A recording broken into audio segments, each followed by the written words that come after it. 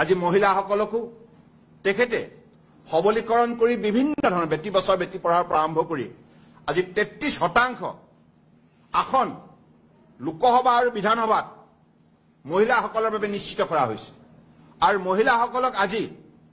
বিভিন্ন বিভাগত যেতিয়া দায়িত্ব অৰ্পণ কৰা হৈছে প্ৰতিগৰাকী মহিলাই শিক্ষাৰ্থীৰে নিজৰ দায়িত্ব ৰাষ্ট্ৰৰ হকে নিষ্ঠাৰে পালন কৰি উল্লেখযোগ্য সফলতা ৰাষ্ট্ৰৰ হকল বুটলিবলৈ সক্ষম হৈছে ঠিক তেনেধৰণে যুৱ শক্তিকো ষ্টাৰ্টআপৰ যোগেদি আজি বিশ্বৰ বুকুত ভাৰতীয় যুৱকে আজি বিশেষ সন্মান আদায় কৰিবলৈ সক্ষম হৈছে আৰু ষ্টাৰ্টআপৰ যিটো যাত্ৰা সেই 2014ত কেৱল 30,000 আছিল এতিয়া প্ৰায় 1 লাখ প্ৰায় 60,000 অতিক্ৰম কৰিলে গতিকে এনেধৰণে 1,70,00,000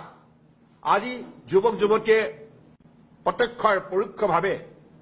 আজি এই ষ্টাৰ্টআপৰ আন্দোলনৰ যোগেদি উল্লেখযোগ্য বৰঙণি আগবঢ়াই তেখেতসকলে আজি মৰ্যাদা সহকাৰে উপাৰ্জন কৰিবলৈ সক্ষম হৈছে